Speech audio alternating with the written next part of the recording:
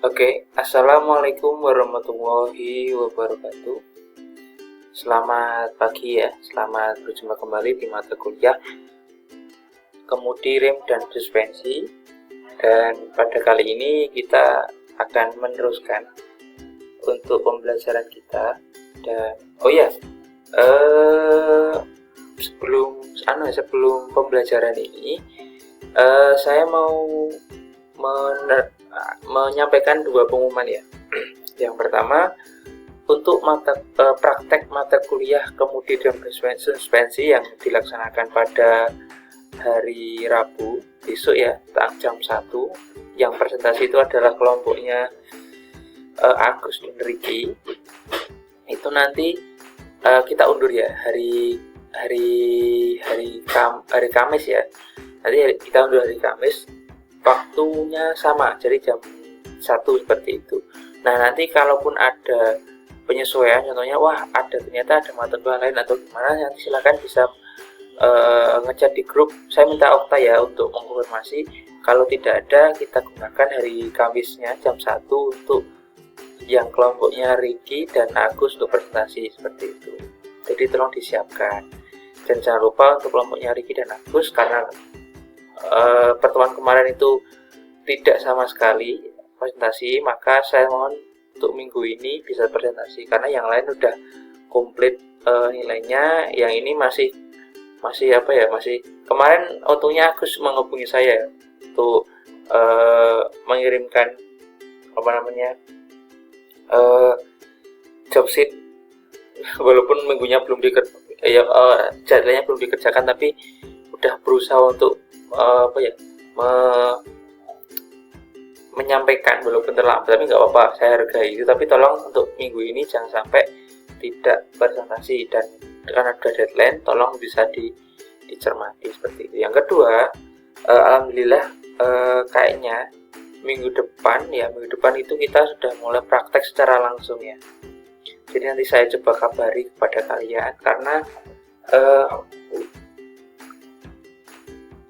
kemarin ada pengumuman dari dari fakultas bahwa untuk praktek sudah bisa dilakukan seperti itu. Jadi kita punya lampu hijau untuk itu. Nah, untuk teknisnya, karena mungkin ada beberapa yang tidak ada di Jogja, maka coba kita komunikasikan di grup ya setelah ini untuk membahas itu, apakah bisa praktek atau enggak, dan paling enggak di akhir semester ini kita bisa praktek. Nah, karena beberapa mata kuliah juga yang praktek, maka coba saya komunikasi juga dengan dosen yang lain, agar nanti kalian juga tidak mendadak ya datang ke Jogja, ataupun kalaupun tidak bisa, nanti kita coba carikan solusi yang lebih enak. Seperti intinya kita ada lampu hijau untuk praktek seperti itu. Dan paling enggak di akhir semester, menjelang akhir nanti ya, bukan akhir banget ya, berarti menjelang akhir nanti kita ada praktek seperti itu.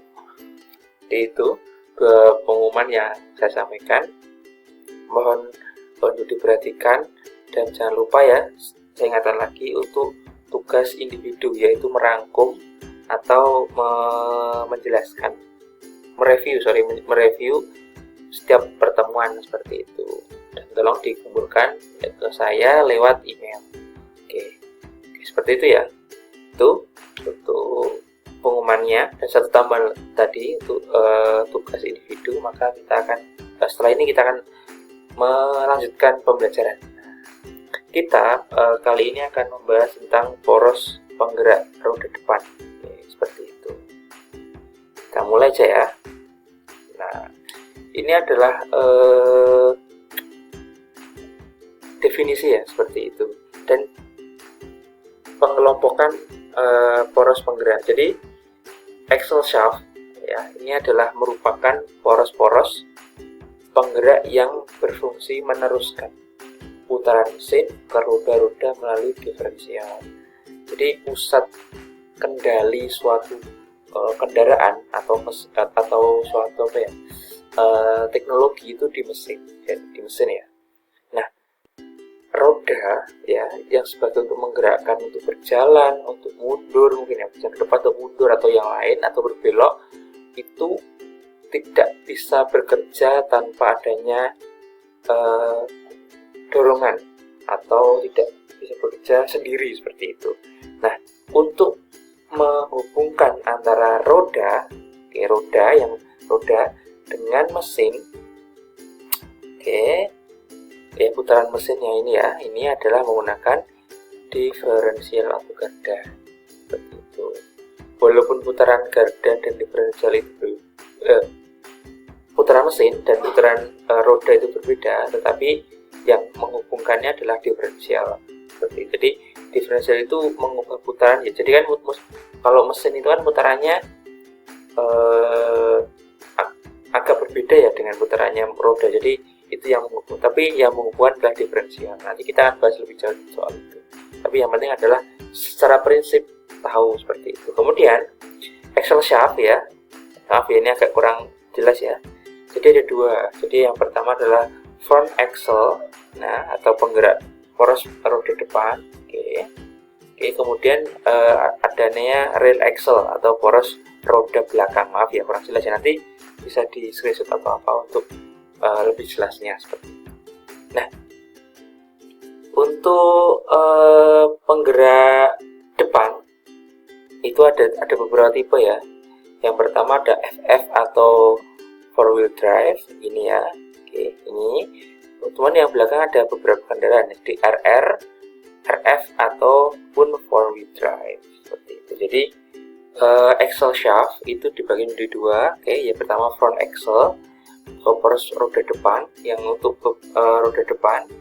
Kemudian rear axle ya yang ini atau poros roda belakang seperti itu. Nah, ini adalah bentuk dari jenis-jenis dari axle shaft seperti itu. Lanjut lagi. Nah, ya. Oke, karena pada pagi hari ini kita coba akan membahas tentang front axle atau poros roda depan seperti itu. Nah, ini gambarnya itu kalau kalian lihat ya, ini mobilnya menghadap ke depan. Nah, biasanya ini adalah konstruksi dari mesin dan poros roda depannya itu sendiri. Nah, ini di mesinnya jelas ya, di depan di kap mesin itu, kemudian ada diferensial ini.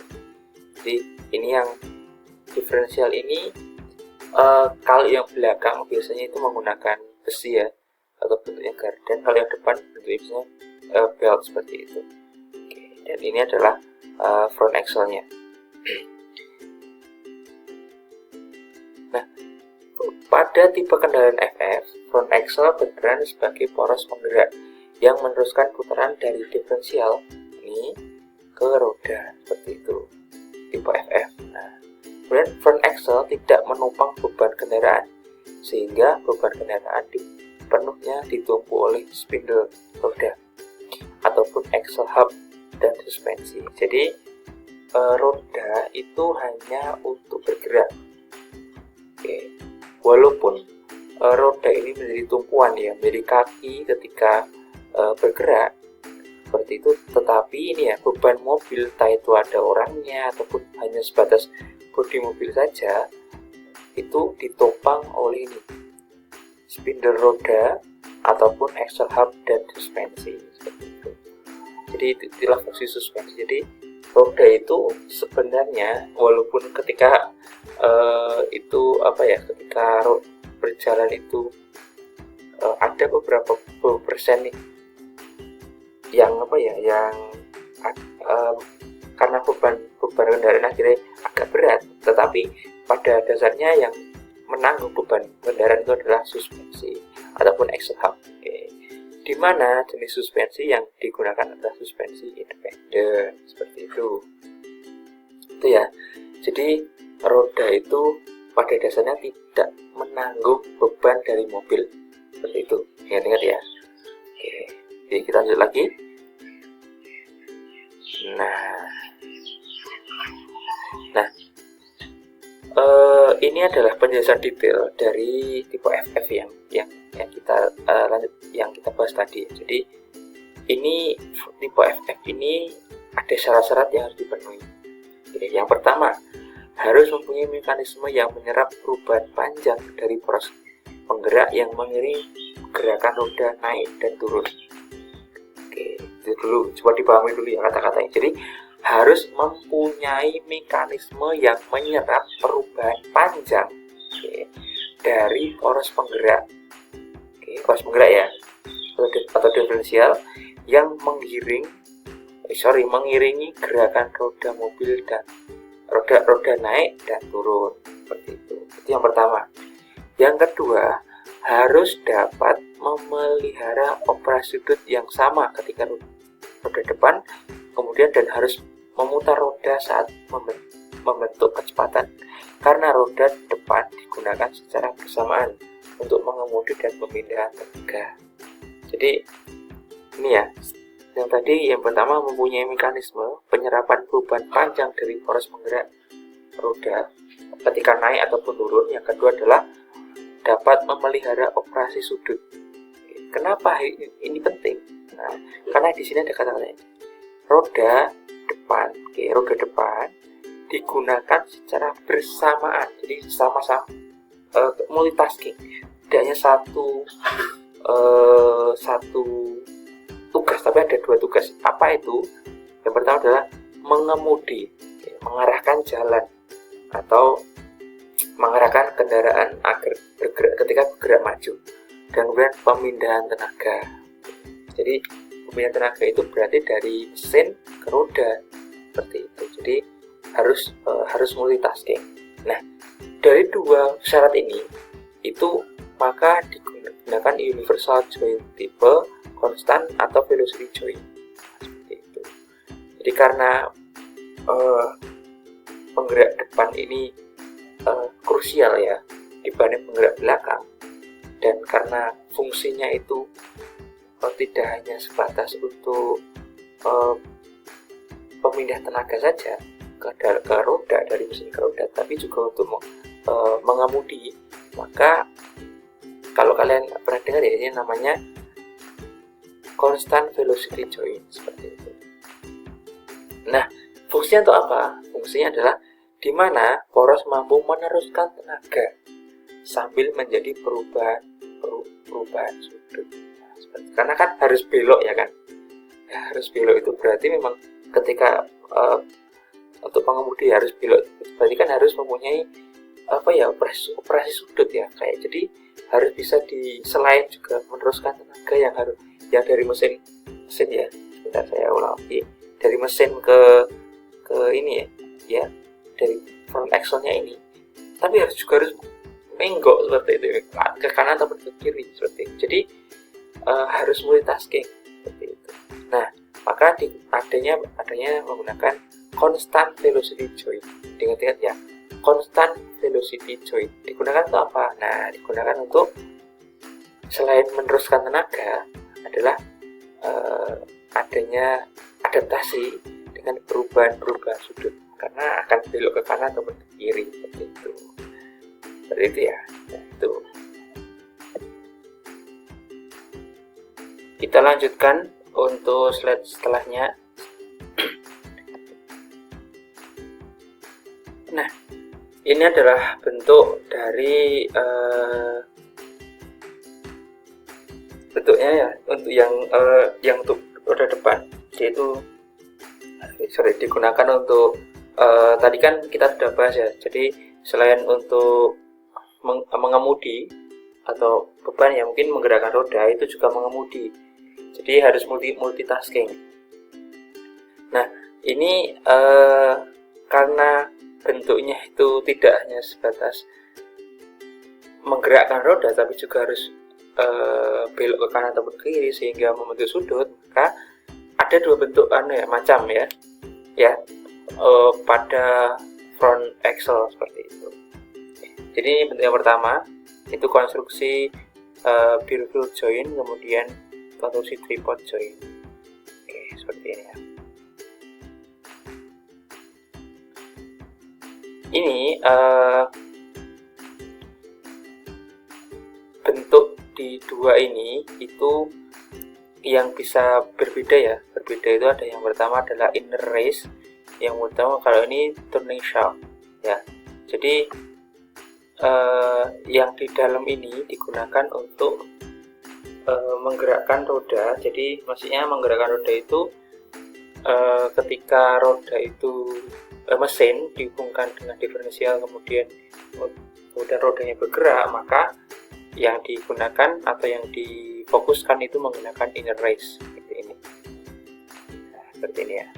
Jadi ini menggerakkan gardan seperti itu untuk roda seperti itu. Kemudian turning shaft ini digunakan ketika berbelok. Jadi berbelok itu kan pasti ini ke kemudi ya. Maksudnya kemudi itu masuk ke ruang pilot seperti itu. Nah, di sini karena belokannya itu kan ke kanan ya, jadi ke kanan seperti ini, dan ininya putarannya itu ke depan seperti itu, sehingga di sini perlu adanya tambahan gear seperti itu. Jadi untuk menghubungkan antara yang putarannya itu ke kanan dan ke kiri, yang ya sesuai dengan kemudi seperti itu, kemudian berubah menjadi dihubungkan dengan ini ya, yang konsul tripod ini, sehingga ininya itu ketika ini belok ke kanan, ini ke kemudi belok ke kanan, maka karena ini juga belok ke kanan seperti itu. Jadi gimana ya? Jadi ada tambahan gear ya di sini, sehingga ini bisa membuat ban itu juga yang kan berbeda ya. Kalau yang kemudi itu kan ke kanan dan ke kiri seperti itu putarannya, ke kanan atau ke kiri. Lah ketika ban itu kan depan ke belakang, maka harus ada semacam gear yang digunakan untuk membuatnya itu satu arah. Jadi walaupun atasnya itu kanan ke kiri, kemudinya itu bisa juga menggerakkan yang depan, yang putarannya ke depan untuk roda seperti itu. Itu ya. Jadi ada dua macam untuk CV joint pada front axle seperti itu. Oke, itu ya. Nah, ini adalah prinsip kerjanya seperti ini. Nah, di sini ada namanya joint angle. Jadi joint angle ini adalah sudut ketika CV jointnya bekerja seperti itu. Oke, kemudian di sini ada dua titik atau dua bagian ya, yang kemudian di lingkaran merah seperti itulah. Untuk detailnya seperti ini di gambarnya yang bagian sampingnya ini. Nah, ini detailnya seperti itu. Terus kerumitannya itu yang sudah saya bilang ya, jadi tidak hanya sebatas menggerakkan roda, tetapi juga bagaimana roda ini bisa belok ke kanan atau ke kiri seperti itu. Maka ada namanya CV joint. Nah, ini adalah sudut yang dibuat untuk menggerakkan roda. Nah, di sini coba dilihat. Ada Q1, ada Q2 di sini. Oke. Kenapa Q1 lebih besar ya daripada Q2 sudutnya? Oke, kenapa? Karena kemudinya ada di sebelah kanan seperti itu. Jadi kalau ini posisinya mobil seperti itu, mobil. Nah, itu adalah kemudi di sini kemudi. Oke, sehingga ketika ini di posisinya di sebelah kanan pengemudinya, maka otomatis sudutnya yang bagian kanan ini lebih besar karena dekat seperti dengan kemudi. Kalau ini kan lebih jauh, jadi ketika lebih jauh maka kemiringannya itu lebih panjang, sehingga sudutnya itu maka lebih kecil, sehingga Q1 lebih dari Q2. Kenapa? Jadi kalau kalian ditanya kenapa kok untuk CV joint ini berbeda sudutnya antara kanan dan kiri, nah itu tergantung mobil yang digunakan seperti itu. Ketika mobilnya itu mobil Amerika seperti itu ya, pasti otomatis yang Q2-nya itu yang lebih sebelah kiri ya, itu lebih besar karena kemudinya di sebelah kiri. Kalau untuk tipe-tipe yang Jepang yang kita gunakan sehari-hari ya, yang kita lihat sehari-hari di jalan seperti itu kan biasanya model-model Eropa ataupun model Jepang seperti itu, maka setirnya itu ada di kanan. Jadi maka yang bagian kanan joint angle-nya itu atau sudut joint-nya itu lebih besar seperti itu. Nah, di sini kan ini kan arah panahnya itu kan menunjukkan putaran. Jadi kalau ini ke belakang, maka ini ke depan seperti itu. Jadi itu seperti itu. Kemudian kalau ini ya yang untuk yang CV joinnya, jadi ini tuh tadi udah saya jelaskan ya bahwa putaran apa namanya, putaran dari kemudi itu kan berbeda dengan putaran ban. Maka di sini ada tambahannya sini. Oke. Itu ya. Jadi di sini kan masuk ke kemudi ya. Di sini kemudi, maka ini kanan ke kiri. Oke, di sini diolah dari baut-baut seperti itu ya. Diulir-ulir seperti itu, maka jadi putarannya ke depan seperti ini. Nah, ini. Oke, seperti itu. Jadi fungsinya di situ. Lanjut lagi. Nah, ini yang lebih detail ya dari yang tadi. Jadi ini ada yang atas adalah poros penggerak kiri, bagian kiri dari mobil yang depan. Oke. Kemudian yang ini poros penggerak kanan. Oke. Jadi ini yang bagian kiri. Jadi kalau coba kalian bayangkan ya, ada di dalam mobil Jepang atau yang di kanan pengemudinya, kemudian membayangkan ini itu terpasang di yang atas ini ya, itu terpasang di roda bagian kiri seperti itu. Nah, letak CV join itu di sini ya, di sini. Nah, diperbesar sini. Oke.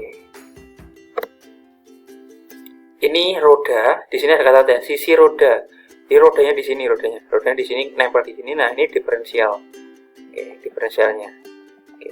Dan ini menggunakan yang pertama ya, tipe yang pertama tadi. Jadi apa namanya? Saya lupa sebentar. Beerfield ya, Beerfield namanya. Saya lupa. Oke, namanya Beerfield. Ya, Beerfield. Jadi kan di dalam seperti itu. Nah, seperti itu. Nah, untuk CV join itu ada dua.